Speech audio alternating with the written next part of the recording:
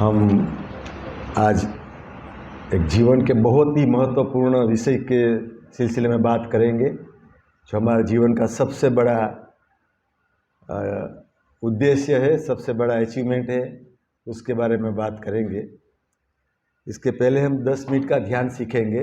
ये साधना बहुत ही सरल है। 10 मिनट के ध्यान में हम लोग आसानी से जो भी आसन में बैठना चाहे उसमें बैठ सकते हैं, कंफर्टेबल जिसमें बैठ सके उसमें। जहाँ तक हो सकता है वहाँ तक बैक रेस्ट नहीं लेना है। बैक रेस्ट नहीं लेंगे तो अच्छा रहेगा। जब घर में ध्यान करेंगे तो नीचे पालथी मार के ही बैठिएगा, और कभी यहाँ तो चेयर्स के ऊपर बैठ कर हम ध्यान सीखेंगे। 10 मिनट में ही आप ये सीख लेंगे और उसके बाद आप घर पे इसका रोज़ अभ्यास करेंगे तो आपको इसका बहुत लाभ होगा। और ये साधना ऐसी है कि आप घर में भी सभी को सिखा सकेंगे। तो 10 मिनट का ये आज वर्ल्ड वाइड इसको माइंडफुल मेडिटेशन कहते हैं। विश्व में सबसे ज़्यादा अगर रिसर्च हुआ है तो ये ब्रीदिंग ऑब्जर्वेशन के ऊपर हुआ है। हमारा उसका पुराना शब्द है पाली में आनापान साधना। वो आनापान यानी आन यानी श्वास आया और अपान यानी बाहर निकला, आन अपान। तो आनापान साधना का हम 10 मिनट ध्यान करेंगे और उसके बाद हम आगे का सेशन चालू रखेंगे।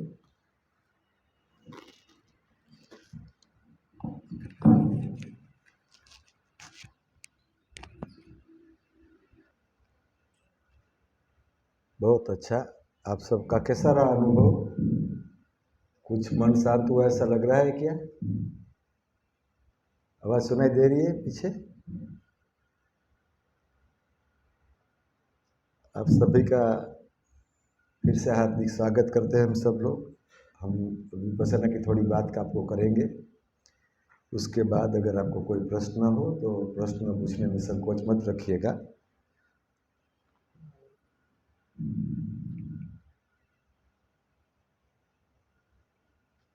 हमारा आज का विषय है हमारी मन की शांति कैसे बनी रहे, यानी शांति की खोज। हर व्यक्ति का ये जीवन का एक उद्देश्य होगा कि कैसे वो खुद सुख शांति भरा जीवन जिए और कैसे अपने परिवार के लिए सुख शांति का निर्माण करे। मानव जगत की सच्चाई ये है कि हर एक व्यक्ति किसी न किसी कारण से, किसी न किसी वजह से, कोई न कोई कारण से वो दुखी रहता है। दुखी नहीं रहने चाहता हुआ फिर भी हम अगर पूरे दिन का हिसाब लगाए तो दिन में 2 दफ़े गुस्सा आ जाता है, 2 दफ़े भय आ जाता है, 2 दफ़े चिंता आ जाती है। पूरा दिन का अगर कैलकुलेशन करें तो शाम को हम सोचे कि आज मैंने क्या किया, मेरे मानस को खुराक दिया। तो ये जो निगेटिविटी हम रोज़ बरोज़ जो जनरेट करते रहते हैं वो धीरे धीरे हमारे अनकॉन्शियस माइंड में इकट्ठा होती है और धीरे धीरे हमारा स्वभाव बिगड़ने जाता है। हम सब समझते हैं, हमारी सबकी अंडरस्टैंडिंग है कि गुस्सा, भय, चिंता, ईर्ष्या, अहम हमें नहीं करना चाहिए। हम किसी भी संप्रदाय से जुड़े हैं तो हर संप्रदाय का संत भी यही कहेगा। और अगर हमको कोई बीमारी आ गई और डॉक्टर के पास जाना पड़ा तो डॉक्टर भी यही कहेंगे कि आप गुस्सा मत करो, मन को शांत रखो। हमारी समझ है, फिर भी हम इसमें से बाहर नहीं निकल पा रहे हैं। हमारी ये लाचारी है या गुलामी है, तो हमें खुद को सोचना चाहिए कि समझ होने के बावजूद भी हम इससे क्यों बाहर नहीं निकल पा रहे हैं। हम जब 10 साल के थे, एक थोड़ा सा सेल्फ असेसमेंट करना है हमें। अब सबको मैं अगर अभी पूछूंगा आप सब कैसे हैं तो आपका एक ही कॉमन जवाब आएगा, हम अच्छे हैं, मज़े में हैं। हम कभी सोचते नहीं है सच में हमारी दिशा किस तरफ जा रही है। हम दिन प्रतिदिन जीवन का एक एक दिन बिताते जा रहे हैं तो हम क्या अचीव कर रहे हैं। जब हम 10 साल के थे और अब जो भी उम्र में आप पहुँचे हैं तो ऊपर ऊपर से ऐसा लगता है कि हम ज़्यादा सुख पा रहे हैं। और थोड़ा सच भी है कि भौतिक सुख जो हमने नहीं पाया था वो हम पा रहे हैं। पहले हमारे घर में टीवी नहीं था तो टीवी आ गया, मोबाइल अच्छे नहीं तो मोबाइल आ गए, घर के मकान नहीं बने थे तो मकान बन गए, बैंक बैलेंस नहीं तो बैंक बैलेंस हो गई। मगर सच में क्या हमको वो शांति प्रदान कर रही है? तो हम जब 10 साल के थे, शांति हमारे जीवन में अभी कितनी है, बढ़ी या कम हुई? यानी जब 10 साल के थे तब हम क्रोध, भय, चिंता, ईर्षा, अहम, बेचैनी, भिन्न भिन्न प्रकार के व्यसन, दारू, सिगरेट, तंबाकू वगैरह वगैरह, हताशा, वो सब जीवन में 10 साल के थे तब कितना था।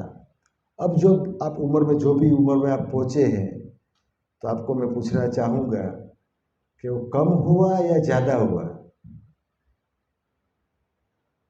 हाँ, ज़्यादा हुआ या कम हुआ? ज़्यादा हुआ। तो ये क्यों हुआ, वो कभी हमने सोचा है क्या? हमको सबको मालूम है कि किस एक भी चीज़ हमको शांति या सुकून नहीं देगी। किसी व्यक्ति गुस्सा करता है तो सबसे पहले वो दुखी होता है, उसके बाद उसके वातावरण में जो भी आ रहे हैं वो सबको दुखी हम करते जा रहे हैं। ऐसे ही कुछ अच्छी जो हमारी अच्छे जो हमारे में संस्कार है वो कहीं ना कहीं हमने कम किए हैं, या तो बैलेंस कर सके तो इसको इतना बढ़ा नहीं सके। विल पावर है, डिसीजन पावर है, मेमोरी पावर है, वर्क एफिशिएंसी है, फैमिली के प्रति जो हमारा अनन्य भाव होना चाहिए, देशभक्ति के प्रति जो भाव होना चाहिए, करुणा, मैत्री, मुदिता, अगर वो सब देखेंगे आप तो कहीं ना कहीं हम उसमें अच्छी चीज़ें गंवाते गए हैं और बुरी चीज़ें बढ़ाते जा रहे हैं। इसमें से हो सकता है कोई चीज़ हमने बढ़ाई भी हो, मगर अधिकांश देखा जाए तो हम वो एक अच्छी चीज़ क्यों कम होती जा रही है, उसका कारण ये है कि हम जैसे जैसे क्रोध, भय, चिंता, ईर्षा हम बढ़ाते जाएंगे तो अपने आप हमारी जो शक्तियाँ हैं वो दबती जाएगी। सब शक्तियाँ अंदर भरी पड़ी है, हम बहुत काम कर सकते हैं।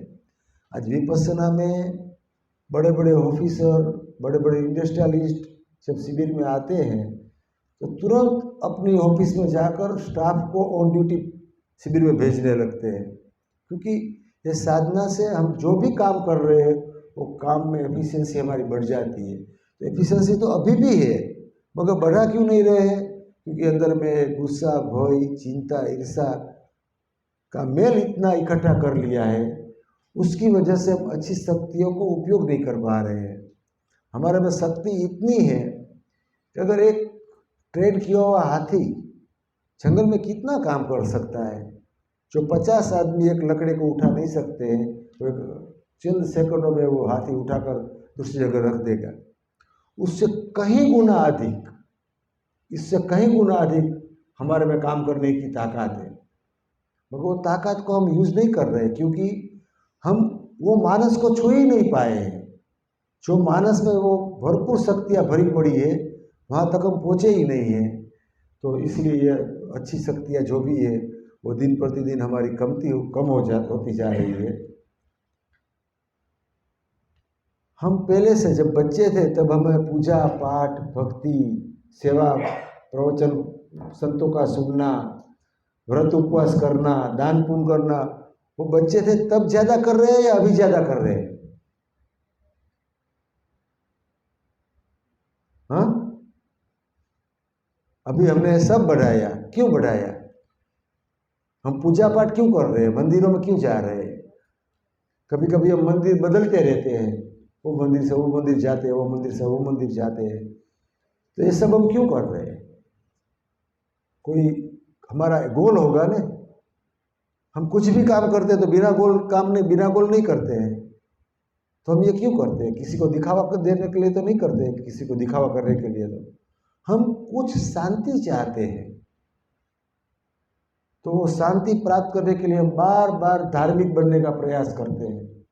हम कोई अधार्मिक नहीं है, इसीलिए पहले से ज़्यादा हमने ये सब कुछ बढ़ाया।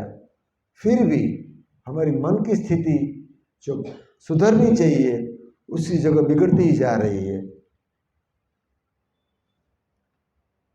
हम सब जानते हैं कि मन से बीमार है, मन हमारा प्रमुख प्रधान है, मन ही हमको सुधार सकेगा।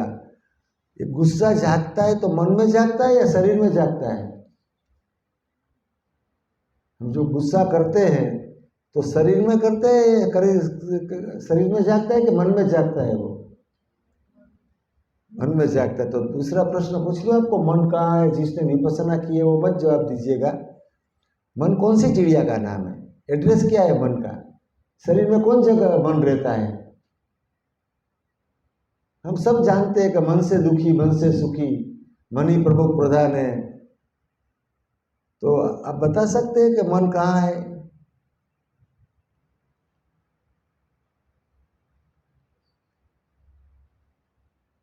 Where is our mind, where is our unconscious mind, जो भी हम कह सकते हो, कहाँ है? अगर हमको हमारा माइंड का ही मालूम नहीं है कि हम कहाँ है तो हम उसको कैसे बदल सकेंगे? हमको मालूम पड़ जाए कि ये रूम में कुछ पड़ा हुआ है और ढूंढना है तो ये रूम में जाएंगे, मगर सामने वाले रूम में ढूंढते रहेंगे तो जीवन चला जाएगा। हमारे वहाँ गुजरात में एक अच्छी एक कहावत है, धर्म समझने के लिए वो कहावत कही जाती है कि एक बुढ़िया माई अपने बरंडे के बाहर कुछ ढूंढ रही थी, तो हमारे जैसे 2-4 लोग वहाँ से निकले तो हम भी मदद करने लगे और पूछे माई को, माई कहाँ क्या गुम हो गया है? तो माई बोल रही मेरी सुई, धागा की सुई गुम हो गई है, वो मैं ढूंढ रही हूँ। आध घंटा 1 घंटा चला गया, मिली नहीं किसी को।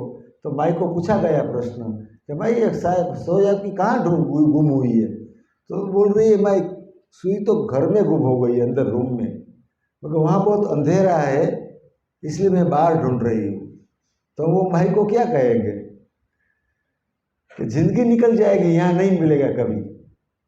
तब माई कहती है हमारे जैसे लोगों को कि आपकी भी जिंदगी निकल जाएगी, आप अंदर गुम हो गए और ढूंढ बाहर रहे हो। जरूरी है अंदर जाने का, दिया अंदर जलाने की जरूरत है, हम बाहर दिया जलाते रहते हैं। तो इसके लिए मन को जानना बहुत जरूरी है। आजकल कहते हैं कि 90% माइंड अनकॉन्शियस है, सबकॉन्शियस है और 10% माइंड कॉन्शियस है, मगर सच में जो विपश्यना करने के बाद आपको मालूम पड़ेगा कि कुछ अनकॉन्शियस नहीं है। जो 90% जो माइंड है ना, वो तो सच में सुपर कॉन्शियस है, मगर मेडिकल साइंस के पास इसका कोई रिसर्च नहीं है। क्योंकि अगर किसी को रिसर्च करना है तो हर एक व्यक्ति को खुद का रिसर्च करना पड़ेगा। मेडिकल साइंस आज कितना मॉडर्न हो गया, कितनी दवाइयाँ, कितना रिसर्च कर रहा है, मगर आज तक वो माइंड का रिसर्च नहीं कर पाया है। मेरे बहुत से मित्र डॉक्टर है, एमडी है, एमएस है, डीएम है, वो बोलते हैं कि हम 10-10 साल मेडिकल में पढ़ते हैं मगर माइंड के ऊपर नहीं पढ़ाया जाता है। और पढ़ना चाहे तो कोई पढ़ भी नहीं सकता है। अगर माइंड के ऊपर पढ़ना है तो हर एक व्यक्ति को खुद के अंदर जाना पड़ेगा, क्योंकि माइंड को अगर देखना है तो हमें देखना है, मेरा माइंड आपको नहीं दिखा सकता हूँ। तो ये 90% जो अनकॉन्शियस माइंड है ऐसा कह रहे हैं, मगर सच में आगे हम उसको समझेंगे ज़्यादा। विपश्यना की बात करने के पहले मैं छोटी सी स्टोरी और कहना चाहूँगा। वो इसलिए कहना चाहूँगा कि हमारे जीवन के साथ बहुत ये जुड़ी हुई है। विपश्यना अगर हमें क्यों करनी है, हम क्यों चाहते हैं ये, तो इसके पहले एक छोटी स्टोरी कहना चाहूँगा। एक बहुत बड़ा प्रोफेसर जिसके आगे बहुत अल्फ़ाबेटिक लगे हुए थे, वो बहुत विद्वान प्रोफेसर पढ़ा हुआ एक बहुत बड़ी नाव में यात्रा कर रहा था। तो वो यात्रा का जो नाव का जो ड्राइवर था, नावी था, वो कभी कभी प्रोफेसर की केबिन में जाया करता था और उसके साथ कुछ सत्संग किया करता था, कुछ डिस्कशन किया करता था। तो एक दफ़े प्रोफेसर ने वो बूढ़े बाबा को पूछ लिया, क्या बूढ़े बाबा तूने जियोलॉजी पढ़ा है क्या? बोला नहीं पढ़ा है मैंने। अरे तूने जियोलॉजी नहीं पढ़ा है तो तू जिस जमीन पर तूने जन्म लिया है उसके बारे में तूने कुछ नहीं पढ़ा है? बोला नहीं पढ़ा है मैंने। तो तेरा जीवन का 25% जीवन पानी में गया। प्रोफेसर ने बोला तो ये बेचारा नर्वस होकर गया अपने पास वापिस अपने रूम पर कि प्रोफेसर जितना पढ़ा हुआ बोल रहा है तो सही होगा। दूसरी दफ़े वापस गया दूसरे दिन, तो वापस पूछ ले तूने ओशनोलॉजी पढ़ा है? अरे महाराज वो क्या होता है? अरे समुद्र का भी एक शास्त्र होता है, तूने वो पढ़ा है कि नहीं पढ़ा है? जिस समुद्र में तू इतना जीवन भर यात्रा कर रहा है उसका तूने को कोई ज्ञान नहीं है? बोल रहा है मेरे को तो कुछ ज्ञान नहीं है। तो कह रहा है तेरा जीवन का 50% पानी में गया। तीसरे दिन वापस गया कि तूने मटीरियोलॉजी पढ़ा है? बोला मैंने तो कुछ पढ़ा ही नहीं है, मेरे लिए तो काला अक्षर ही भैंस बराबर है, मेरा तो जीवन इसी में चला गया। तो प्रोफेसर ने बोला अरे बाबा तेरा तो 75% जीवन पानी में गया। चौथे दिन वो बूढ़े की बारी आई, दौड़ता दौड़ता केबिन में, प्रोफेसर की केबिन में गया। प्रोफेसर साहब आपने सीमोलॉजी पढ़ी है क्या? अरे वो क्या होता है? अरे आपको तैरना आता है कि नहीं आता है? अरे मेरा तो जीवन इतना पढ़ने में गया कि मुझे कभी वो सीखने का मौका ही नहीं मिला। ऐसा प्रोफेसर ने जब जवाब दिया तो बूढ़ा बाबा उसको बोलता है अरे प्रोफेसर साहब आपका तो पूरा जीवन पानी में गया, ये नाव को टक्कर लग गई है, कभी भी ये नाव डूब जाने वाली है। जिसको तैरना आता है वो तो सामने पहुंच जाएगा किनारे पे, क्योंकि जिसको तैरना नहीं आता है वो तो पूरा गया जीवन पर काम का। ऐसा ही कुछ हमारा जीवन का है। कितना हमारे पास नॉलेज हो गया, हम कितने इंटेलेक्चुअल हो गए। आज का कोई हमको हमारे साथ कोई फ्रॉड नहीं कर सकता है, मगर फिर भी हमको जीवन जीने की कला नहीं आई। अगर पहले से ज़्यादा सुख शांति हमारे जीवन में नहीं आवे, पहले से ज़्यादा हम प्रसन्न नहीं रह सके, तो हम क्या प्राप्त कर रहे हैं? इसके लिए विपश्यना साधना है मेरे लिए, हमारे लिए और हमारे फैमिली के लिए। सबसे जवाब बड़ी अगर कोई बात है तो हम माइंड का मास्टर बने, मन को कंट्रोल करें, मन का मालिक बने, तब हम खुद सच में, हमसे बहुत लोग गरीब होते हैं, कितने सुखी होते हैं, क्योंकि उसका मन में तनाव नहीं है। वो तो हम तनाव लेकर इतना घूमते हैं, तो हम समझ रहे हैं तनाव लाने से हमारे शरीर को ही हम डैमेज कर रहे हैं। आज स्ट्रेस फ्री के लिए कितनी मेडिसिन आती है, कितनी प्रकार के अलग अलग मेडिटेशन को मेथड आ गई, मगर अनकॉन्शियस माइंड को अगर छूना है, जो 90% जो माइंड है उसको छूना है, तो उसके लिए हमें मन का मालिक बनने के लिए विपश्यना साधना समझनी बहुत ज़रूरी है। आज विपश्यना साधना हमको बहुत नई लगती है।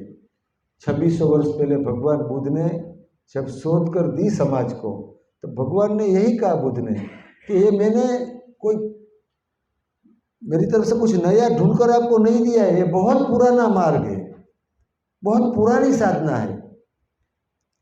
हजारों लाखों साल से ये साधना लोग कर रहे हैं। आज से हजारों साल पहले कोई गुस्सा, भय, चिंता, ईर्षा करता था, आज कोई करे और हजारों साल बाद करे, दुखी वो इतना ही होगा। लॉ ऑफ नेचर है। तो हमारे पास भारत में सबसे पुराना वेद ऋग्वेद है, जो 5000 साल पुराना है। उससे पहले का हमारे पास कोई शास्त्र नहीं है। ऋग्वेद में भी विपश्यना की भरपूर प्रशंसा है, महावीर की वाणी में, भागवत गीता में, गुरु नानक में, संत कबीर में, नरसिंह मेहता में, हर एक जगह इसकी प्रशंसा लिखी हुई है। हर एक संत ने जब समाज को कुछ दिया तो एक ही चीज दिया है।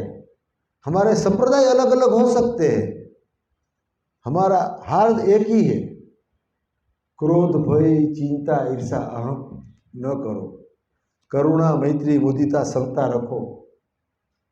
राग द्वेष न करना वो कोई संप्रदाय के संत कह रहे हैं, या कोई शास्त्र कह रहे हैं, या कोई भगवान कह रहे हैं, इसलिए करना जरूरी नहीं है। हमारी जरूरत, अगर हमें शांति चाहिए तो हमारे लिए जरूरी है। हमें दिन भर अच्छा जीवन जीना है तो हमें राग द्वेष में मुक्त होना ही पड़ेगा। विपश्यना साधना हम तीन चरणों में सिखाते हैं। पहला चरण आनापान ध्यान, आप सबको कराया 10 मिनट के लिए, और आप सबका अनुभव कॉमन रहा होगा। अगर आपको समय रहेगा तो हम आज थोड़ा, हमारा प्रोग्राम लेट चालू हुआ है, अगर समय रहा तो हम लास्ट में भी 10 मिनट ध्यान कराएंगे, तो आपका ध्यान और पक्का हो जाएगा। तो आप घर पे जाके इजीली खुद कर पाओगे और फैमिली को भी करा पाओगे। तो पहला चरण आपको 10 मिनट का आनापान का कराया।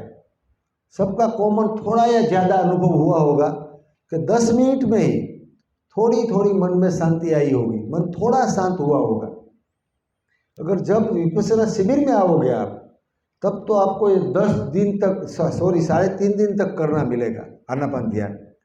दूसरा चरण है विपश्यना और तीसरा मैत्री का है। आनापान सांप्रदायिक विहीन आलम्बन है। हर एक व्यक्ति जब से जन्मे हैं और जब तक हम मृत्यु को प्राप्त नहीं करेंगे तब तक ये सांस हमारे साथ रहने वाला है। और ये प्रेजेंट का आलम्बन है, वर्तमान का आलम्बन है। आनापान किसी को करना है तो वो भूतकाल में नहीं कर सकते, भविष्य में, पास्ट या फ्यूचर में नहीं कर सकता है। खुद को वर्तमान में लाना पड़ेगा। हमारा मानस कभी वर्तमान में रहने के लिए तैयार नहीं है। सडनली आपको अभी एक प्रश्न पूछ लूँ, आपका मानस अभी कहाँ घूम रहा है? भले इसमें आपका ध्यान है, मेरे प्रवचन में ध्यान है, फिर भी आपका मानस कहीं ना कहीं घूम रहा होगा। वो क्या कहाँ घूम रहा होगा? तो दो ही घूमने का उसके पास स्थान है, या तो पास्ट में या तो फ्यूचर में। पास्ट में कुछ सोचता होगा तो क्या सोचेगा वो? अच्छा नहीं हुआ, ऐसा होना चाहिए था। भविष्य में जाएगा तो क्या सोचेगा? ये हो जाए तो अच्छा है, ये नहीं होगा तो अच्छा है। तो ये पास्ट और फ्यूचर में ही मन रहता है, वर्तमान में रहने के लिए वो तैयार ही नहीं है। और हमको जीवन वर्तमान में गुजारना है। इसलिए हमारा कॉन्सेंट्रेशन जो काम कर रहे हो उसमें इतना पावरफुल हो ही नहीं सकता है। एक सामान्य धागा है, उसको सुई में से पुराना है, मुँह ऐसा करते रहेंगे तो कभी उसमें से धागा में, सुई के नाके में से धागा नहीं जाएगा। तो मन को अगर कोई काम में पूरा फोकस नहीं कर पाओगे तो काम इतना ठीक से आप कर ही नहीं पाओगे। तो वर्तमान में रहने के लिए ये कला है आनापान मेडिटेशन। और दूसरा सबसे बड़ा कारण है मन को जोड़ने का यह ब्रिज है। आपको सबको मैंने पूछा मन कहाँ है, आपने कोई भी बता नहीं पाए मन कहाँ है। मन तक ले जाने का ये सरल ब्रिज है।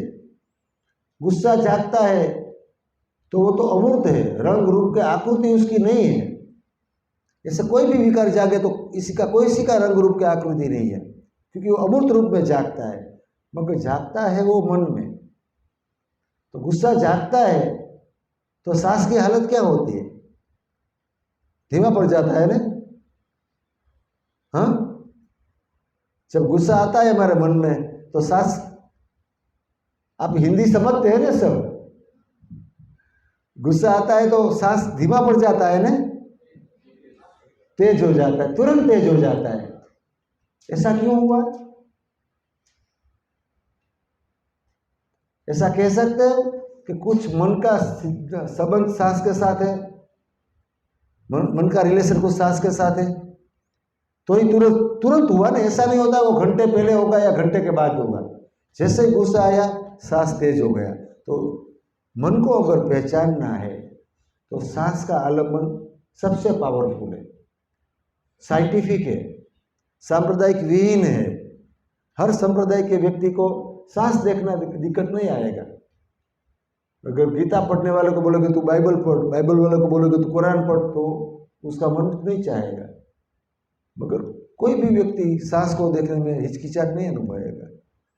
तो 10 मिनट में अगर आप अनुभव कर लीजिएगा, आज 10 मिनट आपने ध्यान किया है, जाने के पहले 10 मिनट कराएंगे, फिर घर पे जाके रेगुलर करेंगे तो आपको मालूम पड़ेगा कितना लाभ हो रहा है। मगर जब शिविर में आप आएंगे तब आपको पूरे 3.5 दिन तक आनापान करने का मौका मिलेगा। उससे लाभ क्या होगा वो समझने जैसी बात है। बहुत से लाभ है इसके आनापान के।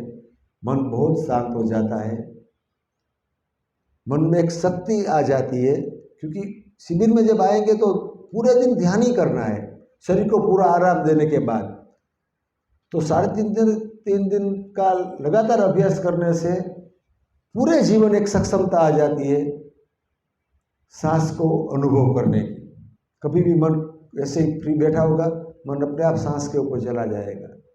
और गुस्सा, भय, चिंता, ईर्ष्या हम जब आएगा तब तो सांस इतना तेज हो जाता है तो तुरंत मन, क्योंकि सांस के ऊपर अभ्यास किया है ना 3.5 दिन लगातार, तो मन तुरंत सांस के ऊपर आ जाएगा।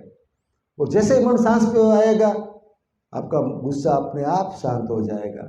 लाइट चालू करने के बाद अंधेरे को कहना नहीं पड़ता कि तुम चला जा, ऐसे ही गुस्सा आया और सांस के ऊपर मन चला गया तो गुस्से को कहना नहीं पड़ेगा कि तुम गुस्सा चला जा, क्योंकि उसके साथ इसका रिलेशन है। जैसे ही मन सांस के ऊपर जाएगा धीरे धीरे सांस धीमा पड़ना ही है, धीमा पड़ता जाएगा, अपने आप गुस्सा भी धीमा पड़ता जाएगा। तो हमने गुस्से को पलायन नहीं किया, गुस्सा का सामना किया। आज हमारी हालत क्या है, गुस्सा आता है तो हम नाम लिखने लगते किसी भगवान का, या 1 2 3 गिनने लगते, या ठंडा पानी पी लेते, या टीवी चालू करके बैठ जाते, या वो वातावरण से दूसरी जगह चले जाते। तो गुस्सा से हमने पलायन किया। विपश्यना साधना हमारे जीवन को सामना करना सिखाती है, पलायनवाद नहीं सिखाती है। तो इसलिए आनापान का ये कारण है कि 3 कारण बड़े बड़े हैं।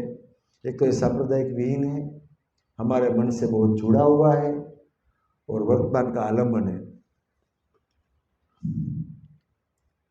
दूसरा चरण है विपश्यना का, वो हम आपको यहाँ नहीं सिखा सकते हैं। इसके लिए 10 दिन का कोर्स मिनिमम है। इसमें 3.5 दिन आनापान और 6.5 दिन तक विपश्यना कराते हैं। उसमें क्या कराते हैं, पूरी बॉडी की सेंसेशन का अनुभव कराते हैं। आज का मॉडर्न साइंस कह रहा है कि 101 प्रकार का बॉडी में केमिकल जागता है हमारे विचारों के आधि।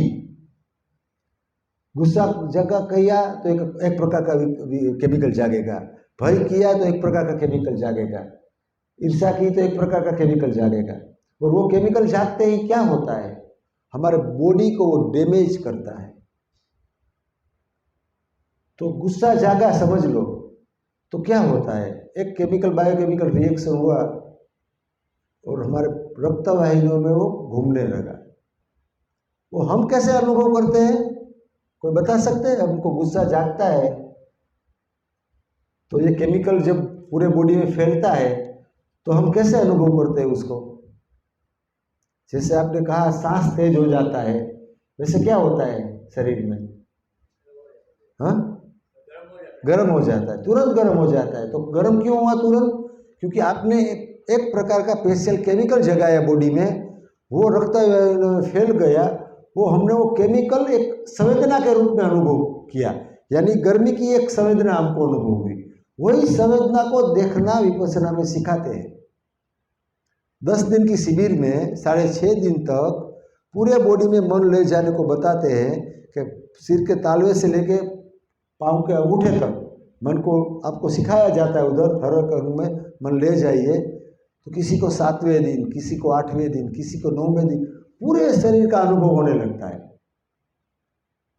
सिर्फ अनुभव ही नहीं कराते, वही केमिकल के ऊपर समता रखना सिखाते हैं। जैसे गुस्सा जागा, पूरे शरीर में अनईजीनेस आ गई, तो आज जिसने विपश्यना नहीं की उसकी हालत क्या है? वो अनईजीनेस के प्रति और गुस्सा जागता है। वो आलमन तो छूट जाता है फिर, क्योंकि वो हमको अच्छा नहीं लगता है, क्योंकि पूरे शरीर में गर्मी फैल गई। तो अपने आप मन उसको रिएक्ट करता है और गुस्सा जगाता है, और गुस्सा जगाता है और केमिकल जागता है, और केमिकल जागता है और गुस्सा जगाता है। तो वो विष चक्र में फंसते जाते हैं। कभी कभी हमारा अनुभव होता है, कभी कभी हम बोलते भी हैं, कौन पता नहीं क्यों इतना गुस्सा आया मुझे, होता है ना ऐसा अनुभव। तो ऐसा क्यों हुआ? वो केमिकल की वजह से हुआ। गुस्सा करने का जो सामना आलमन था वो तो 2% ही था, क्योंकि आप में 98% जो ज़्यादा गुस्सा जो आया वो केमिकल की वजह से आया। वो केमिकल आपका बॉडी को अच्छा नहीं लग रहा था, उसकी वजह से आप गुस्सा कर रहे थे। तो केमिकल देखने को सिखाते हैं, यानी एक प्रकार की संवेदना देखना सिखाते हैं। पूरे बॉडी में मन ले जाना धीरे धीरे 7वें 8वें दिन हो जाता है। हर एक व्यक्ति को अनुभव लगभग होने लगता है कि पूरे शरीर में कुछ न कुछ अनुभव होने लगता है। वो संवेदना जो अनुभव कराते हैं, सिर्फ अनुभव ही नहीं कराते, उसके ऊपर तटस्थ भाव, समता भाव रखना सिखाते हैं। विपश्यना का अगर कोई हार दे तो समता है, मगर कौन से लेवल पे? 95% या 90% अनकॉन्शियस माइंड है, वो लेवल पे कराते हैं। वो अनकॉन्शियस माइंड 24 घंटा ये शरीर की संवेदना के साथ जुड़ा हुआ है। वो सच में अनकॉन्शियस है ही नहीं, वो सुपर कॉन्शियस है। एक दृष्टांत से आपको समझाऊं, आप रात को सोए हैं, सुबह आप उठेंगे, आपको पूछा जाए कि आपको शरीर में कितनी दफे मच्छर काटा, तो हम जवाब दे पाएंगे क्या? अच्छा, मच्छर रात को काटता है जब, तब हम उसको खुजलाते हैं कि नहीं खुजलाते हैं? कौन सा माइंड खुजलाता है, कॉन्शियस या अनकॉन्शियस? हाँ, क्या? अनकॉन्शियस, कॉन्शियस या अनकॉन्शियस? कंफ्यूजन हो गया। अनकॉन्शियस या कॉन्शियस? अनकॉन्शियस। कॉन्शियस खुजलाता तो सुबह आपको याद होना चाहिए।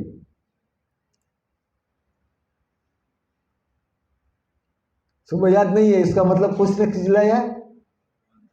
अनकॉन्शियस, अनकॉन्शियस होता तो वो खुजलाता ही नहीं। वो तो हम बोलते अनकॉन्शियस है, उस कॉन्शियस ही नहीं है तो कैसे खुजलाएगा? मगर वो सुपर कॉन्शियस था। अनकॉन्शियस कुछ है ही नहीं हमारे शरीर में, या तो हमारे मानस में। ये तो मॉडर्न साइंस ने हमको भरमा दिया अभी। अनकॉन्शियस होता तो खुजलाता ही नहीं। सुपर कॉन्शियस, कितना सुपर कॉन्शियस है। काटा तुरंत हाथ गया उधर, मच्छर को उड़ाता है वो।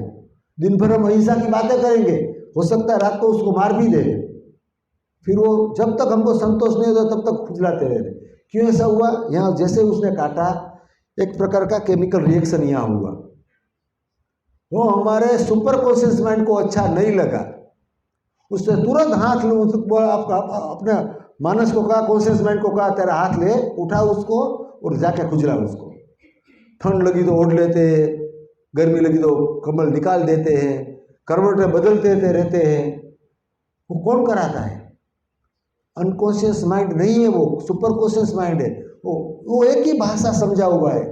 बॉडी में संवेदना कैसी हुई, अच्छी लगी तो राग करो, बुरी लगी तो द्वेष करो।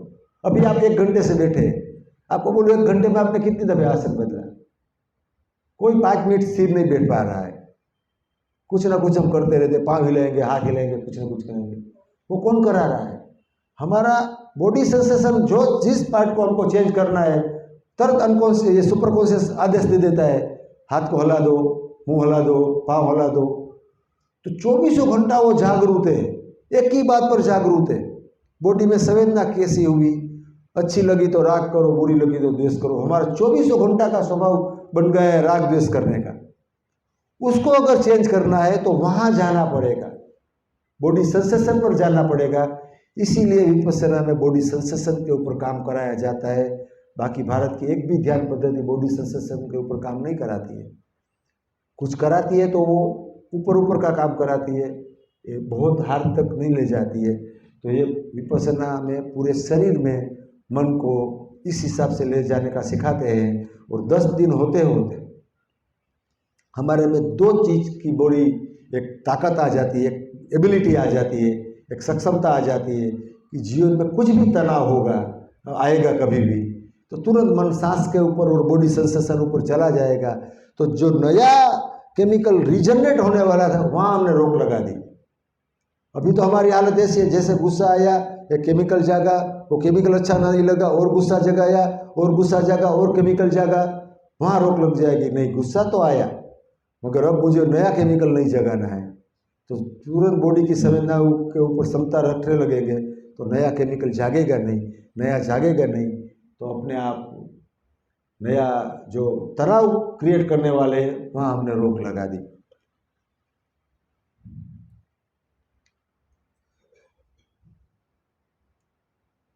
हम जब हमारे परिवार को कितना चाहते हैं, उसके प्रति कोई अनाप शनाप बोले तो हम पूरी शक्ति लगा के उसके साथ झगड़ा करेंगे।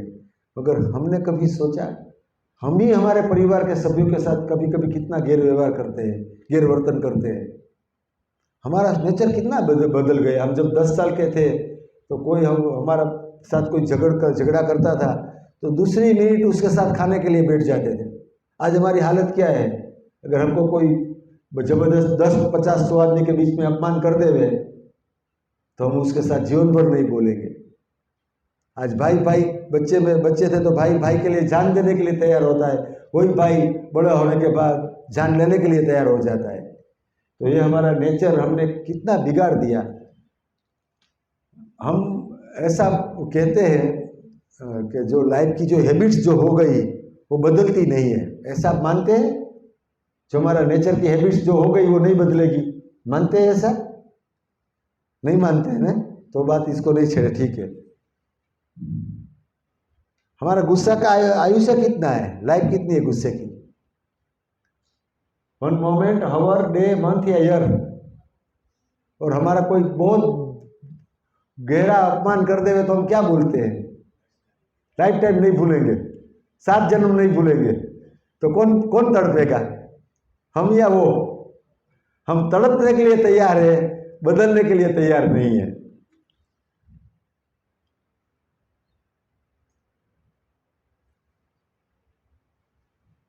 हिंदी बदल गया, कोई बात नहीं। 90% डिसीज साइकोसोमेटिक है, मानसिक है, ऐसा सब लोग डॉक्टर लोग कहते हैं। मगर हमारा हजारों साल पुराना आयुर्वेद है। आयुर्वेद का पहला श्लोक में ऐसा लिखा गया है, सभी रोग प्रज्ञा अपराध है। स्थित प्रज्ञ में रहना किसी गीता में लिखा है, इसलिए हमारी आवश्यकता नहीं है। हम राग द्वेष करेंगे तो हमारा प्रज्ञा का अपराध कर ही दिया, और किया तो कोई न कोई रोग को हम आमंत्रित कर ही रहे हैं। कोई भी रोग ओवरनाइट नहीं आता है, एक भी रोग ओवरनाइट नहीं आएगा, कोई बात नहीं, चलेगा, है ना? तो कोई भी रोग ओवरनाइट नहीं आएगा। हार्ट अटैक आ जाता है क्या एक रात में आ जाता है क्या? तो कितना टाइम लगता है उसको लाने के लिए? हाँ, लाइफस्टाइल, यानी 5, 10, 15 साल। कोई रोग लाने के लिए हमको 5, 10 साल मेहनत करनी पड़ती है, तब वो आता है। हार्ट अटैक है या ब्लड प्रेशर है या डायबिटीज है या डिप्रेशन है, कुछ भी आता है तो वो कैसे आता है? अगर कोई बार बार गुस्सा जगाएगा तो उसका एक समय कभी ना कभी हार्ट अटैक आने का चांसेस है ही। बार बार कोई भय जगाएगा तो डिप्रेशन का चांसेस है। बार बार कोई चिंता जगाएगा तो उसको डायबिटीज का चांसेस है। तो कोई भी रोग हम लाते हैं तो हमारे स्वभाव की वजह से लाते हैं। स्वभाव बदलना मनुष्य के हाथ में ताकत है, जो पशुओं के हाथ में ताकत नहीं है। कोई भी पशु है, बहुत बड़ा कोबरा सांप भी है जो 1 सेकंड में हमको मार सकता है, वो सतत भय में जिएगा। मगर हमारे में अगर भय है तो हम उसको निकाल सकते हैं, वो कुदरत ने हमको ताकत दी है।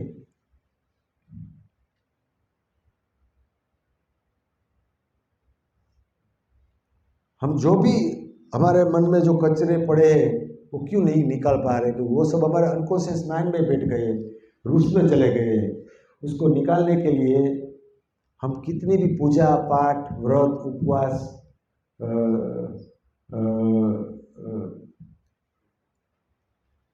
कर्मकांड कुछ भी करेंगे तो वो नहीं निकलेगा, क्योंकि वो कुछ भी करते हैं।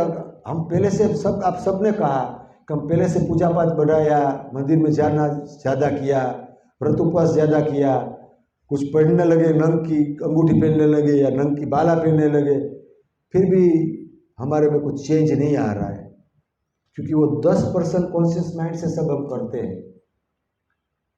जो भी हम करते हैं वहाँ पहुँचता ही नहीं है। बुद्धि की जो पहुँच है अनकॉन्शियस तक है ही नहीं। अनकॉन्शियस कहो या सुपर कॉन्शियस कहो, जो भी कहो। जैसे मैं अभी आपको कोई अन्य भाषा में प्रवचन देना चालू कर दूं, जैसे हम गुजराती है बोलना शुरू कर दूं, तो शायद आपको कुछ पल्ले नहीं पड़े। चाइनीज भाषा में शुरू कर दूं, कुछ पल्ले नहीं पड़ेगा। क्यों? कि वो भाषा आप पढ़े नहीं है, वो भाषा आपने सीखी नहीं है। एग्जैक्टली ऐसा ही हमारा मानस का है। 90% जो माइंड है वो ये कुछ भाषा पढ़ी हुई नहीं है उसने। कितना भी हम नाम लो ने, जिंदगी भर मंदिर में बैठ जाओ ने, तो भी बदलने वाला हमारा मानस नहीं है।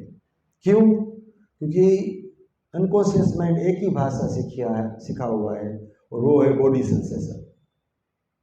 बॉडी में संवेदना लगी प्रिय, तुरंत वो राग करेगा, अप्रिय लगी तुरंत द्वेष करेगा। और बॉडी सेंसेशन के ऊपर ये विपश्यना साधना पूरी है। इसके बेनिफिट क्या है? तो मेंटल लेवल पे, शारीरिक लेवल पे अच्छा लाभ मिलता है, सोशल लेवल पे भी अच्छा लाभ है। साइकोसोमेटिक डिसीज लगभग विपश्यना से चले जाते हैं। Stress, fear, positive attitude, outlook, increase the activity of energy, हमारी एनर्जी बढ़ जाती है। फिर क्रोध, भय, चिंता, ईर्ष्या से धीरे धीरे हम निकल जाते हैं। हीलिंग पावर बढ़ जाता है। अभी जो कोरोना आया तो हमारे बहुत से विपक्षी साधकों को भी कोरोना आया, तो फर्क ये स्पष्ट महसूस हुआ कि उसको कोरोना हुआ तो उसमें मन में भय ही नहीं था। एक घर में 2 लोग हैं, एक विदाउट मेडिटेटर था, एक मेडिटेटर था, तो उसको भय नहीं था तो वो जल्दी बाहर निकल गया। उसमें भय ज़्यादा था तो उसको निकलने में टाइम लगा।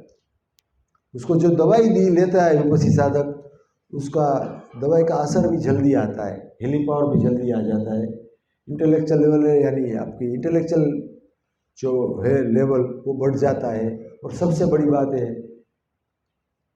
इम्पोर्टेंट, क्वालिटी ऑफ लाइफ सुधरती जाती है। अगर आप सब ने एक आवाज़ से कहा कि हम 10 साल के थे और अब जो उम्र में पहुँचे हैं, क्रोध, भय, ईर्ष्या हम बढ़ता जा रहा है, तो क्वालिटी ऑफ लाइफ कहाँ सुधरी। और ऐसा ही सिलसिला रहा तो बूढ़े होते होते हमारा स्वभाव कितना बिगड़ जाएगा। आज हम हमारे परिवार में देखते हैं, बहुत उम्र के बुजुर्ग हो जाते हैं, वो कितने जिद्दी हो जाते हैं।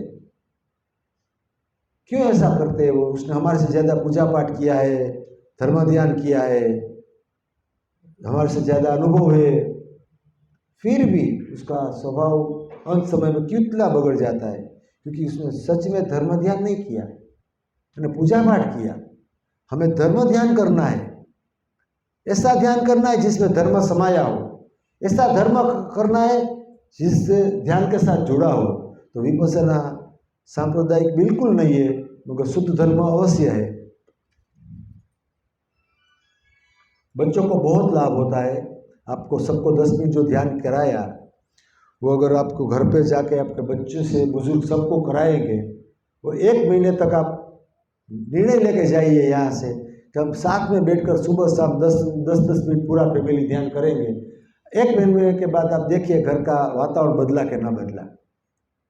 आपको सच में ऐसा लगेगा कि जीवन भर घर में पूजा करते थे, घर में भी मंदिर था, वो भी सब करते थे, इससे जो चेंज नहीं आया उससे ज़्यादा ये सिर्फ 10 मिनट के ध्यान से, सुबह शाम के ध्यान से आपके 1 ही महीने में चेंज आपको दिखेगा।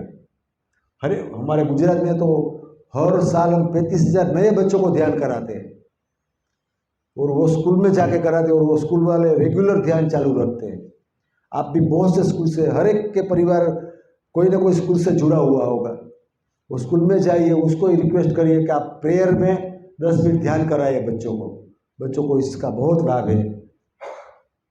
प्रेग्नेंट लेडीज़ को भी बहुत लाभ मिलता है, स्ट्रेस में, बीपी में, स्लीप में, मूड में, बैलेंस ऑफ मूड, सब में प्रेग्नेंट लेडीज़ में आफ्टर प्रेगनेंसी और बिफोर प्रेगनेंसी जो कॉम्प्लिकेशंस आते हैं वो कम से कम आते हैं।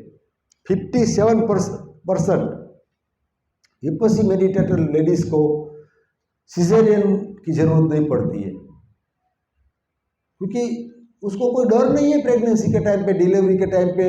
और दर्द का जो उसने विपश्यना के अंदर जो 10 दिन शिविर किया हुआ होता है, तो हर एक संवेदना के प्रति क्षमता रखने का अभ्यास किया है, तो वो टाइम पे उसको बहुत पेन वाली संवेदना क्रिएट होने वाली है, तो वो आसानी से वो देखती रहती है। हमारे एक साधक की बिटिया को एडमिट किया, बहू को, और डॉक्टर ने बोला उसको टाइम है अभी, तो वो सब अर्ली मॉर्निंग था तो सब ने सोचा चलो नीचे चाय पी कर आते हैं। चाय पी के ऊपर आए, डॉक्टर भी नहीं थी, अपने आप वो खटिया में वो उसको बच्चा का जन्म हो गया, कोई नहीं था। तो ये विपश्यना का विशेषता है कि आसानी से डिलीवरी भी आ जाती है बहुओं को।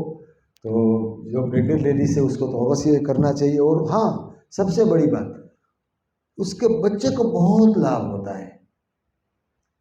प्रेगनेंसी में जो माँ शिविर करेगी तो बिफोर बर्थ उसको समता का एक बहुत गहरा संस्कार मिल जाता है। तो जब बच्चा जन्म कर बाहर आता है तो उसका रोना कम होता है, कुछ दर्द होता है तो रोता कम है। हमारे बिटिया का, हमारी 3 बिटिया है, 2 बहुएं हैं, सब ने प्रेगनेंसी के टाइम पे शिविर किया था, उसके पहले ही शिविर कर लिया था, मगर प्रेगनेंसी में विशेष किया था। सबके बेटे इतने सीधे साधे हैं। आज तो बड़ी बिटिया का तो बेटा 22-20 साल का है, तो स्पष्ट दिखता है कि संस्कार इसको कहते हैं। आज हम सबको हमारी नई पीढ़ी की चिंता है, जिस तरह से ये कल्चर डेवलप होते जा रहा है, माहौल डेवलप होते जा रहा है, अगली पीढ़ी को संभालना बहुत कठिन है। इसमें ये विपश्यना बहुत मदद करती है।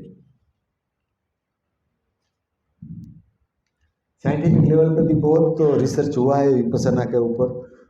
आज साइंटिस्ट लोग कह रहे हैं कि मेडिटेशन के ऊपर रिसर्च करने में हमने बहुत टाइम लगा दिया। अभी ये इसके बेनिफिट के लिए कोई शंका नहीं है, इसके बहुत बेनिफिट है। मेडिटेशन जीवन में अपना लेना चाहिए। अगर नहीं अपनाएंगे आप तो उसके बदले में जो शरीर में नुकसान होना है उसके लिए आप तैयार नहीं है।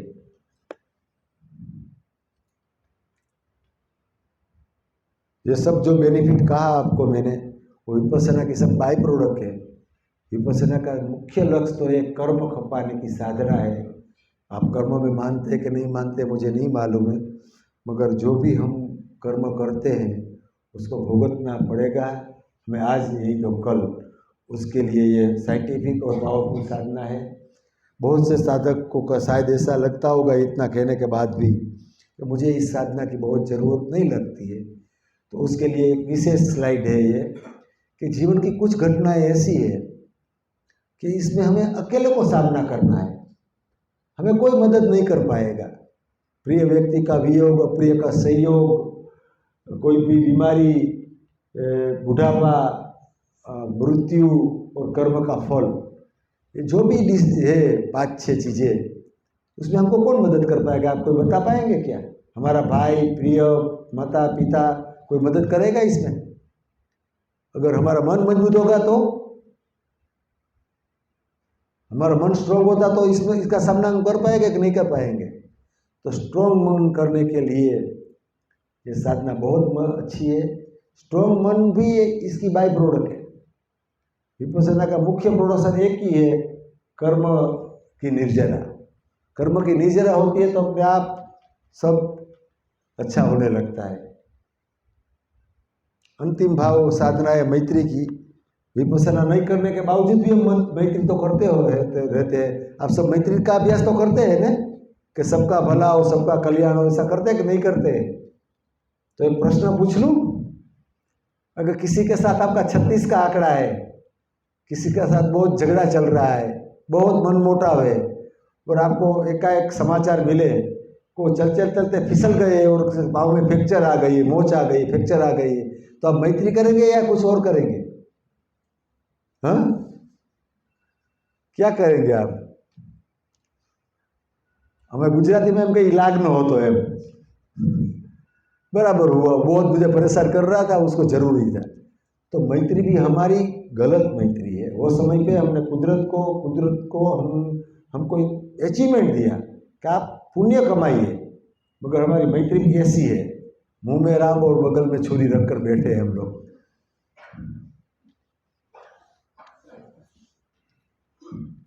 लाइफ का हमारा जो जीवन है, हमारा पैसा, पद, प्रतिष्ठा, परिवार सब कमाने के लिए हम इतनी मेहनत करते हैं, पूरा जीवन दांव पे लगा दिया है, और हमको समय नहीं है, ऐसा कहते हैं। कभी कभी तो ऐसे बोलते हैं हमको मुझे मरने की भी फुर्सत नहीं है, हम इतने व्यस्त हो गए हैं। वो सब करते करते हम अचीव क्या कर रहे हैं? थोड़ा घना पैसा, थोड़ा बहुत पैसा कमा लेते हैं, वो तो कमाना चाहिए, और साथ में एक बहुत बड़ा नुकसान भी कर रहे हैं। क्रोध, भय, चिंता, ईर्षा, अहम, हम सब बढ़ाते जा रहे हैं, जो हमको अगले जन्म ले जाना है। ये जन्म में भी वो हमको डिस्टर्ब करने वाला है, ये जन्म में भी हमको बहुत से रोग का हम निर्माण करने वाले हैं। जो हमको छोड़ना है वो हम छोड़ नहीं पा रहे हैं, और जो जीवन पर हमको दुख देने वाला है उसको हम ज़्यादा से ज़्यादा पकड़ रहे हैं। हमारा जीवन पूरा हमें गलत जगह पर दाव पे लगा के बैठे हैं।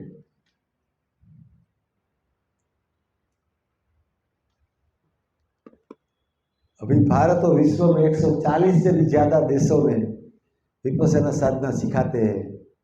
करीबन 67 या 60 लैंग्वेज में इसका प्रशिक्षण दिया जाता है। अगर कोई नीचे नहीं बैठते तो उसको चेयर भी देते हैं हॉल में ध्यान कराने के लिए, और शरीर को पूरा आराम देते हुए 10 दिन का कोर्स लगता है। साल में लगभग 2 लाख लोग शिविर में आते हैं। एक भी व्यक्ति हमको ऐसा नहीं मिला कि मेरा जीवन का 10 दिन खराब गया, फेल गया। ऐसा अधिकांश लोग ऐसा कहते हैं कि ये माई सेकंड बर्थ। जैसे पक्षी का 2 जन्म होता है ना, एक अंडे के रूप में और एक फिर अंडा टूटकर जब बाहर निकलता है तब वो सही मायने में जन्म लेता है। ऐसा ही हमारा है। हमारा जन्म तो हो गया, अज्ञानता में हो गया। हमको ये पता ही नहीं है कि क्रोध कैसे बाहर क्रोध में से कैसे बाहर निकले। हमको ये पता ही नहीं है कि चिंता भय ईर्ष्या से कैसे बाहर निकले।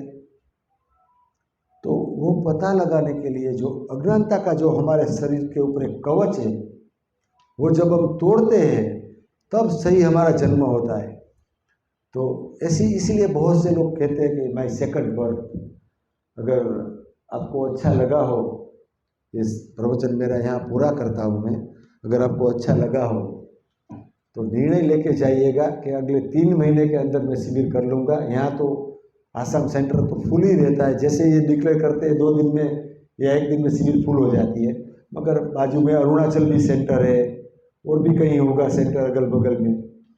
तो कहीं भी जाकर अगर अच्छा लगा तो 3 महीने के अंदर निर्णय करके शिविर करिएगा। यहाँ से जाने के पहले ही एक निर्णय लेके जाइएगा कि मुझे 3 महीने के अंदर शिविर करनी है। अच्छे विचारों की आयुष्य कितनी है, पॉजिटिव थॉट्स की लाइफ कितनी, हाँ कितनी, बहुत लंबी नहीं होती है, वो जल्दी उसकी लाइफ समाप्त हो जाती है। तो अगर अच्छा विचार आया हो, अच्छा लगा हो तो अवश्य आप अगले 3 महीने में शिविर कर लीजिएगा। हम बहुत विदेश यात्रा में जाते हैं, घूमने जाते हैं। घूमकर आने के बाद 8 दिन के बाद हम क्या बोलते हैं, हाँ हम गुजराती में बोलते हैं हता एवा नेवा થઈ ગયા, जैसे थे वैसे हो गए वापिस। हम जो घूमकर आते हैं तो 8 दिन भी उसकी प्रसन्नता बरकरार नहीं रख पाते हैं। तो उसका मतलब यह हुआ हम शरीर को घुमाने ले गए थे, मन को घुमाने नहीं ले गए। सच में हमको उल्टा करना चाहिए, हमको बार बार मन को घुमाने ले जाना चाहिए। अगर मन स्वस्थ हो गया, मन प्रसन्न हो गया तो हर जगह काश्मीर है, हर जगह स्विट्जरलैंड है। तो अंतर्मन में बहुत ही सुख शांति भरी पड़ी है। एक दफे अंतर्मन में जाकर तो देखिए कितनी सुख शांति भरी है। आपने कभी सोची नहीं होगी इतनी सुख शांति अंतर्मन में पड़ी है, कभी कल्पी नहीं होगी इतनी सुख शांति अंदर पड़ी है, और कभी जीवन में उसको अनुभव नहीं किया होगा उतनी अंदर सुख शांति भरी पड़ी है। तो आप एक मौके बस अंदर की जर्नी करिए और आप देखिए कि जीवन कितना सुखदायी होता है। यहाँ का व्हाट्सएप नंबर है, आपको लिखना है तो लिख लीजिएगा, यहाँ से आपको माहिती मिलेगी। अगर आगे जाके विपස්සना करनी है या और भी कुछ माहिती चाहिए तो। अभी हम क्वेश्चन आंसर का सेशन रखेंगे। इसके पहले जो इसने विपස්සना की है वो अपना एक्सपीरियंस आकर बोल सकते हैं यहाँ 2 मिनट के अंदर। सिर्फ उसको क्या लाभ हुआ वो बताना है आपको, जिसने शिविर नहीं की है उसको जानकारी मिले।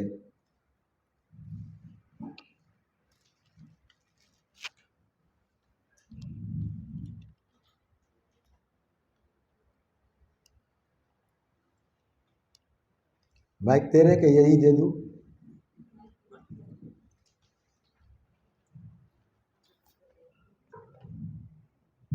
यहाँ आ जाइए। नहीं यहाँ है ना। हाँ आपको जो भाषा बोलना है उसमें। নমস্কাৰ সকলোকে, ইয়াতে আহি মোক ভাল লাগিলে। মই দৰ্শনা সেনগুপ্তা আৰু মই 2001 পৰা বিপাশনা কৰি আছোঁ। আৰু মোৰ জীৱনৰ